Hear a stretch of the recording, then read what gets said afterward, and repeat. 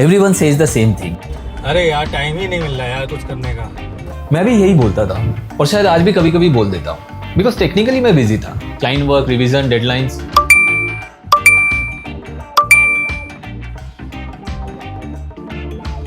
Laptop बंद करो तो नोटिफिकेशन आ जाते थे और लैपटॉप खोलो तो एंजाइटी।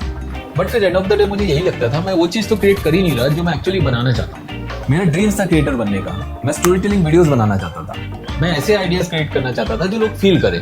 पर हर बार जब भी स्टार्ट करने का सोचता, एक एक्सक्यूज हमेशा रेडी रहता था, अभी तो मैं बहुत बिजी हूँ। और वो एक्सक्यूज इतना रीजनेबल लगता था कि मैंने कभी उसे क्वेश्चन ही नहीं किया। तो मैंने अपने आप को समझा दिया अभी जॉब का देख लेता हूँ, थोड़ा स्टेबल हो जाऊँ फिर स्टार्ट करूंगा। बस इस मंथ के बाद स्टार्ट कर दूंगा। बट वो बात कभी आता ही नहीं था। और धीरे धीरे मैंने नोटिस किया कि मैं काम तो बहुत कर रहा हूँ पर खुद के लिए कुछ भी क्रिएट नहीं कर रहा। डिजाइन मेरा पैशन था लेकिन अब वो सिर्फ डिलीवरी बन चुका था।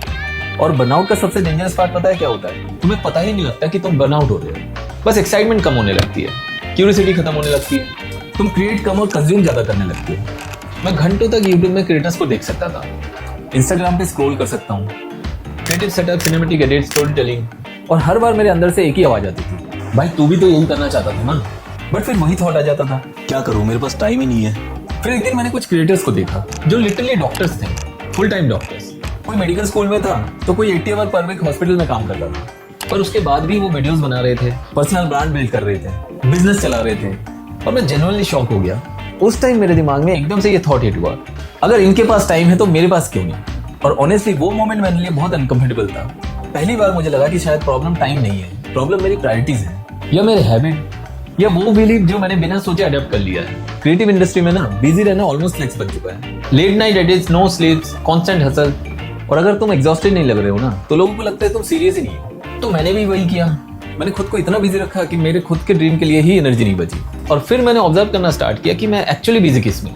और आंसर थोड़ा पेनफुल था। मैं अननेसेसरी परफेक्शनिज्म में बिजी था। मैं हर चीज को ओवरथिंक करने में बिजी था। इंस्पिरेशन के नाम पे स्क्रोलिंग करने में बिजी था। और हर अपॉर्चुनिटी को हाँ बोलने में बिजी था। और सबसे ज्यादा मैं कंफर्टेबल रहने में बिजी था। बिकॉज अगर मैं जेन्युइनली फ्री हो जाता तो मुझे वो काम करना पड़ता जिससे मैं डर रहा था। Creating, putting my self online, being जज, फेलिंग पब्लिकली। और शायद इसीलिए हम खुद को बिजी रखते हैं, बिकॉज बिजी फील सेफ। और तुम बोल सकते हो यार करना तो बहुत कुछ चाहता हूँ बट टाइम ही नहीं मिलता। लेकिन अगर टाइम मिल गया तो एक्सक्यूज क्या होगा? और ये रियलाइजेशन ऑनेस्टली मेरे लिए गेम चेंजिंग मोमेंट था। मतलब ऐसा नहीं है कि सडनली मैंने 10x हार्डर काम करना स्टार्ट कर दिया। मैंने बस अननेसेसरी नॉइज रिमूव करना स्टार्ट किया, थोड़े क्लाइंट कम किए, डिस्ट्रैक्शन कम किया, और कंज्यूम कम और क्रिएट करना स्टार्ट किया। Imperfectly, little scared, confused, but finally start किया। और पता है सबसे क्रेजी पार्ट क्या था? टाइम हमारे पास होता है बट हमारी एनर्जी स्कैटर्ड होती है, बिल्कुल उस आईफोन की तरह जिसमें 100 एप्स बैकग्राउंड में ओपन होते हैं। तुम्हें दिखता जरूर नहीं है बट बैटरी कंटिन्यूअस ड्रेन होती रहती है। और हम भी एग्जैक्टली वैसे ही जी रहे होते हैं। Too many tabs open, too many commitments, too much noise. और इसी बीच हमारा एक्चुअल ड्रीम क्वाइटली पोस्टपोन होता रहता है। मे बी तुम एक्चुअली बिजी हो।